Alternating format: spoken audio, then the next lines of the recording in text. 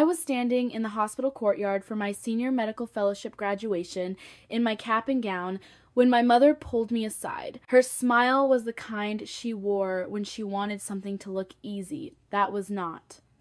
My father adjusted his tie nearby. My sister Jennifer fixed her curls. My mother leaned close and whispered what I had heard in different forms my entire life. Please, do not embarrass the family today. Walk across the stage quietly. No crying, no dramatic speeches. Let Jennifer enjoy this too. Have you ever felt like the invisible one in your own family?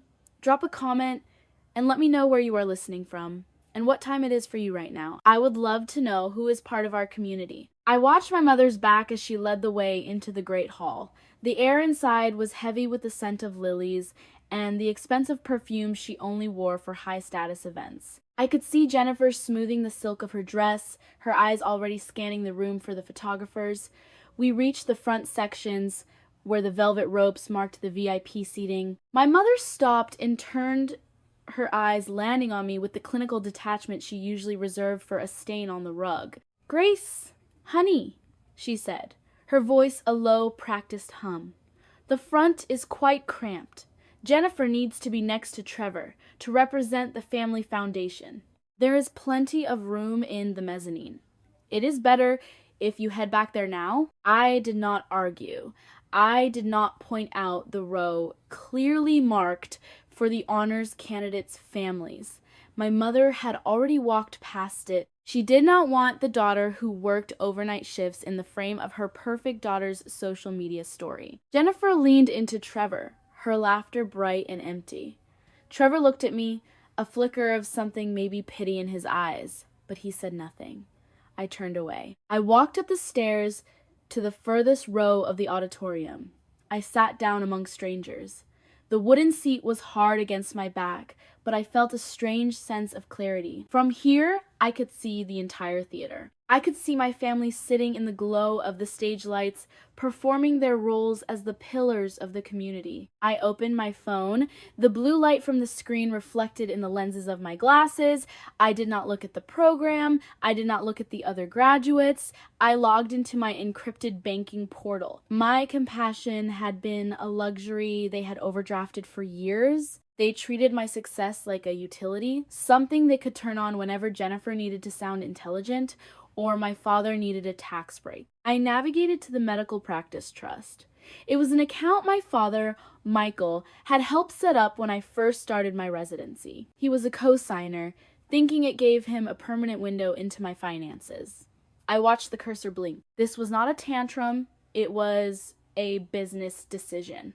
I initiated a remote freeze on the account. I locked the credentials, changed the two-factor authentication to my private professional email, and moved the primary oversight to a legal vault they could no longer access. My father had used that account as his personal piggy bank to fund Jennifer's failing projects, assuming my silence was a form of consent.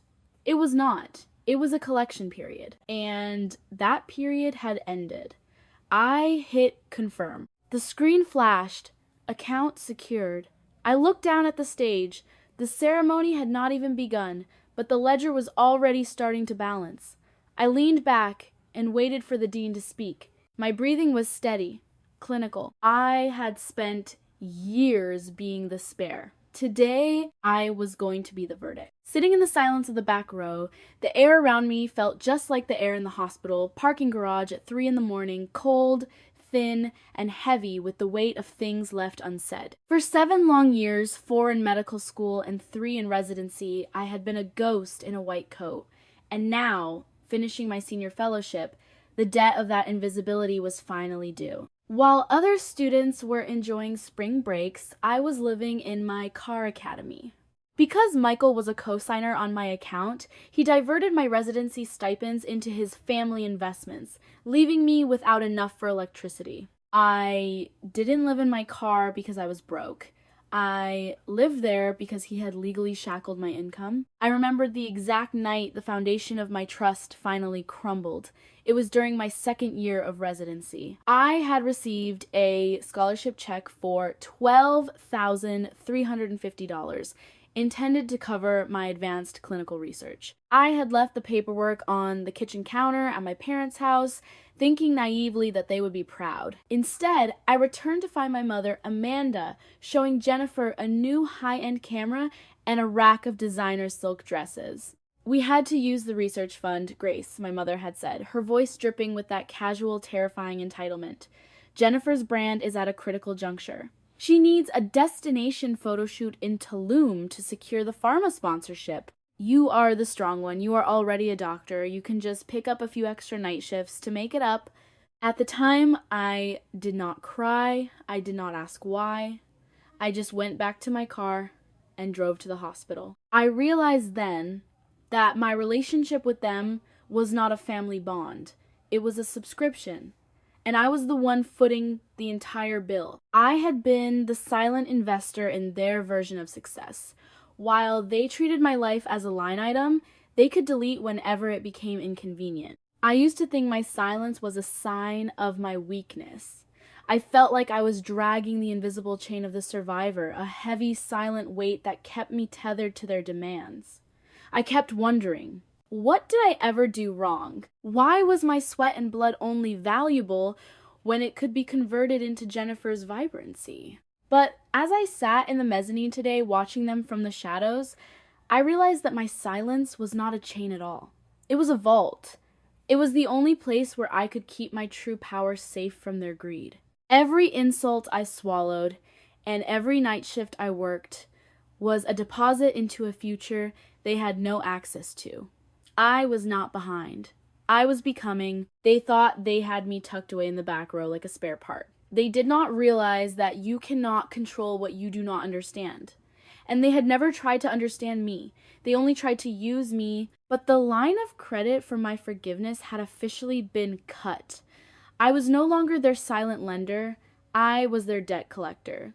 The vault was full, and the interest was about to be collected. The dean stepped to the podium, his presence commanding the room's attention.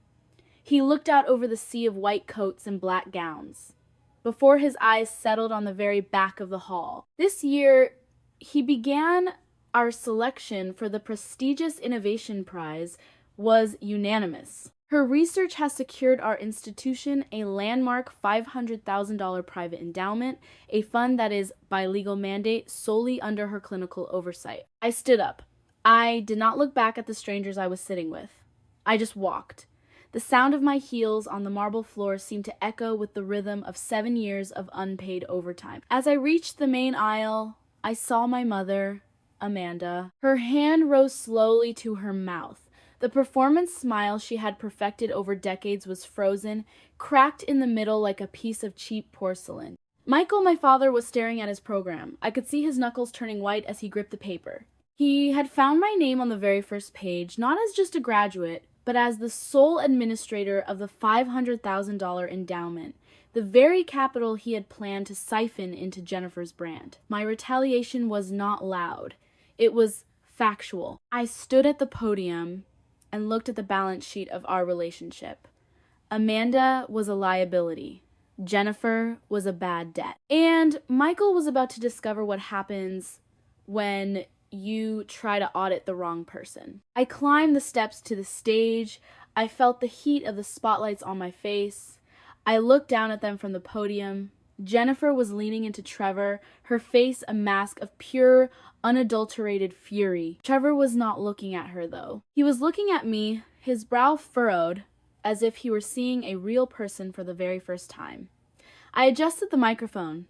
The air did not smell like antiseptic anymore.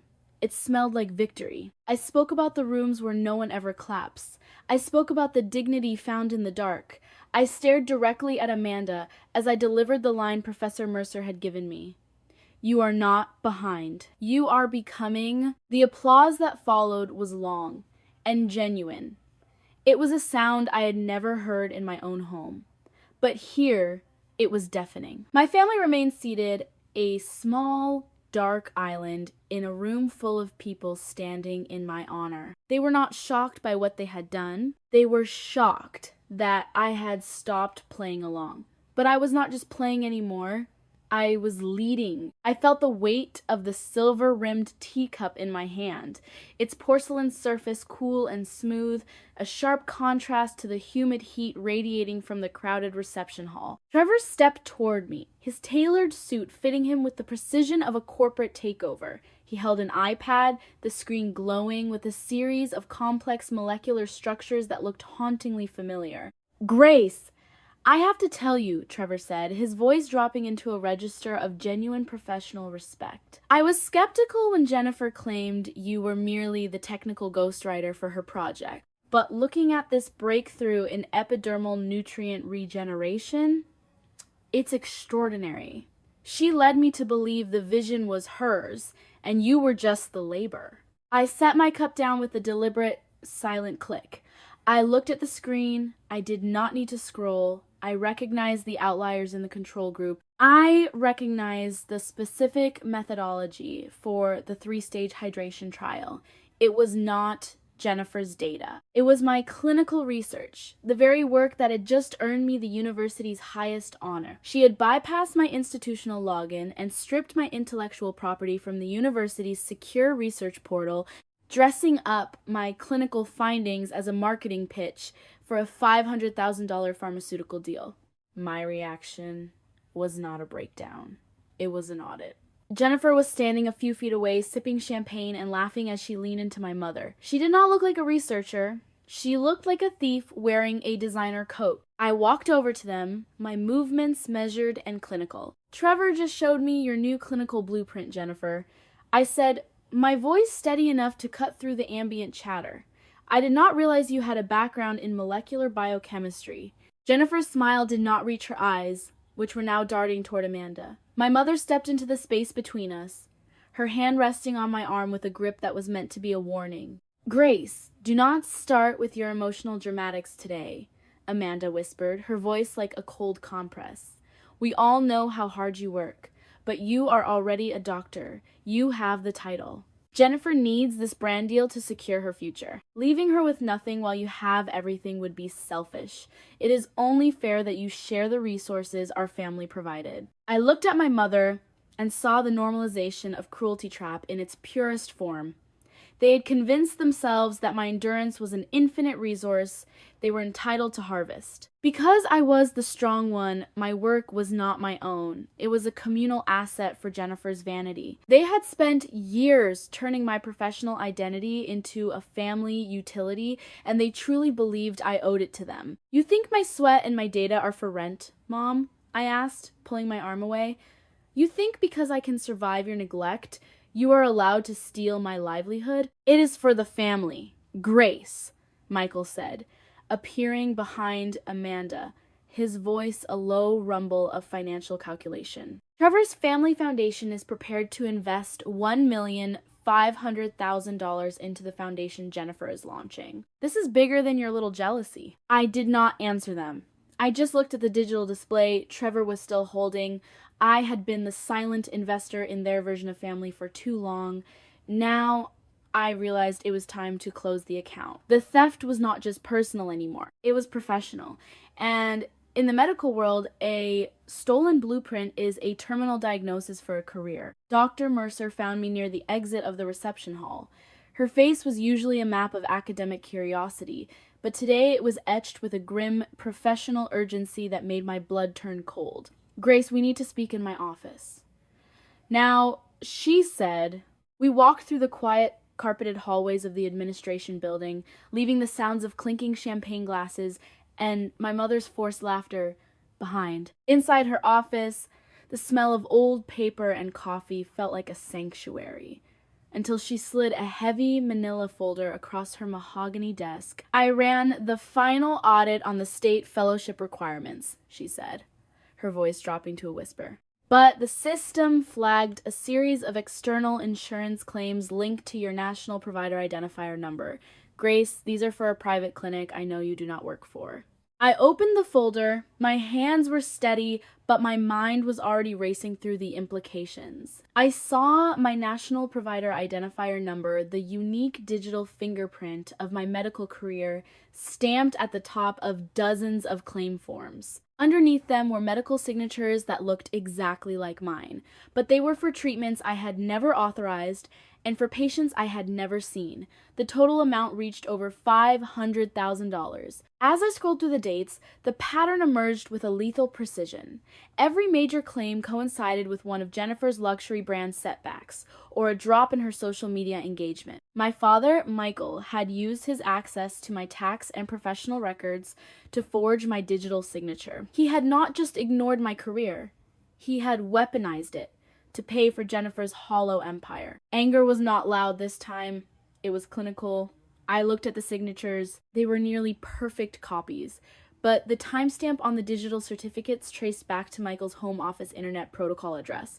During hours I was documented as being on duty at the hospital. He had turned my professional integrity into a family insurance policy, essentially leaving me as the legal fall person for a $500,000 federal fraud case. He had registered a shadow entity using his business office as my official professional billing address. Every legal warning and explanation of benefits from the insurance companies had been intercepted by him before a single letter could reach my doorstep. He didn't just steal my name, he built a fortress of paperwork to keep me in the dark. I rubbed my eyes trying to summon regret, but there was only clarity. This was not a family dispute. This was not a misunderstanding. This was a balance sheet, and my father had been cooking the books with my life as the primary ingredient. If I stayed silent now, my medical license, the thing I had studied for in my car and earned through 80-hour shifts, would be revoked before the ink on my diploma was dry.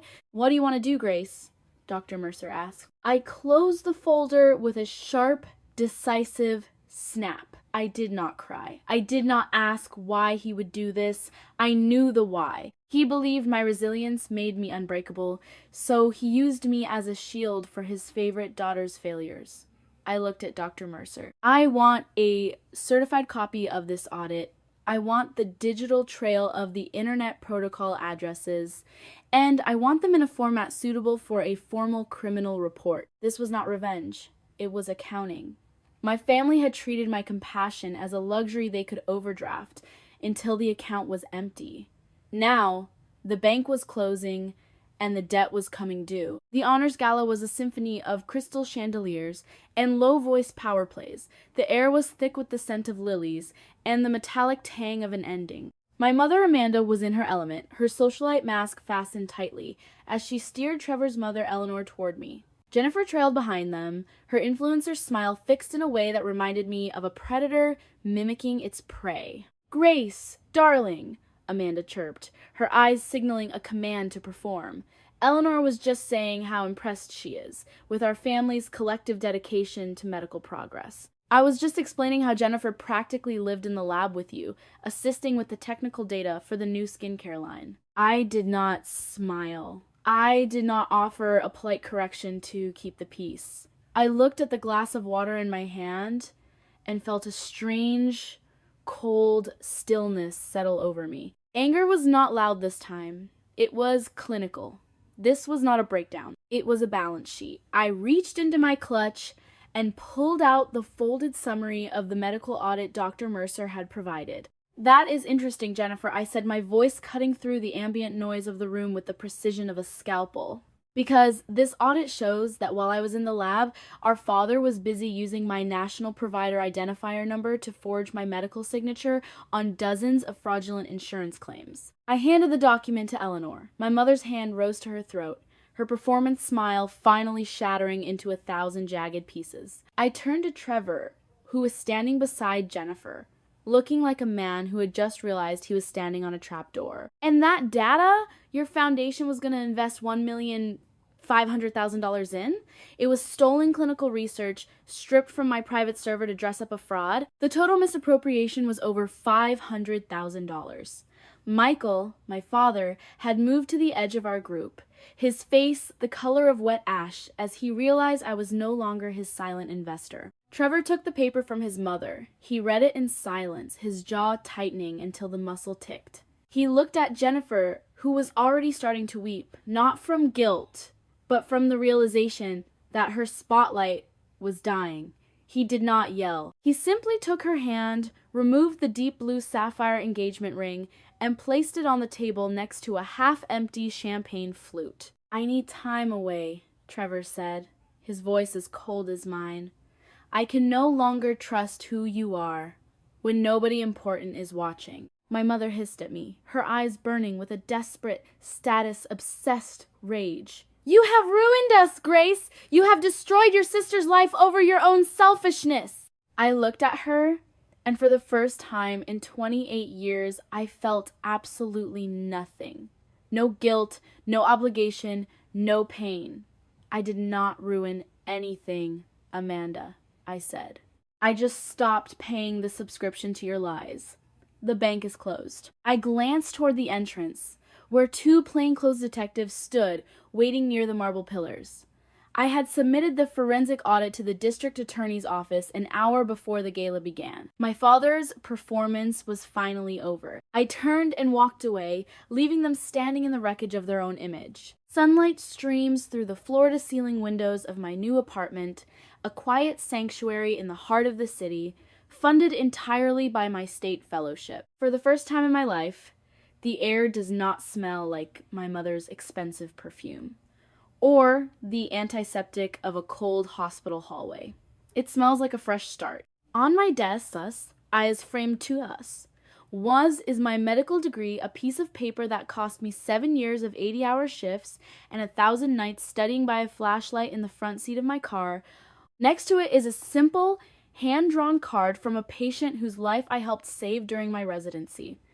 It says, "Thank you for seeing me when no one else would." My father, Michael, is currently facing federal charges for insurance fraud, a direct consequence of the paper trail he created while trying to fund Jennifer's hollow empire. Jennifer herself has vanished from the social media spotlight. Her brand deals were canceled, and the $1,500,000 foundation she planned never launched because the world finally saw the theft behind the curtain. My mother, Amanda, lost the one thing she valued more than her children, the polished image of a perfect family. When I stopped providing the silence that held it together, the structure crumbled into nothing. I have come to realize that we often spend our lives waiting for permission to be proud of our own work. We wait for the people who should love us to finally look up and say, "Well done." But I have learned a hard-earned lesson. Some people will call you an embarrassment, not because you have failed, but because they are afraid of the power you will have when you are finally clearly seen. If you find yourself standing at the edge, feeling like the unloved overachiever or the invisible spare, remember this. Your resilience is not a utility for others to harvest. Your worth is not for rent. Forgiveness is not always about the other person. Sometimes it is just the act of putting down the heavy chain you have been dragging so you can finally walk away. You are not behind. You are becoming. If Grace's journey from the shadows to the podium reminded you of your own strength, hit the share button. Your resilience is a weapon, and your success is the only answer you ever need to give. Subscribe to join our community of overachievers who finally chose themselves.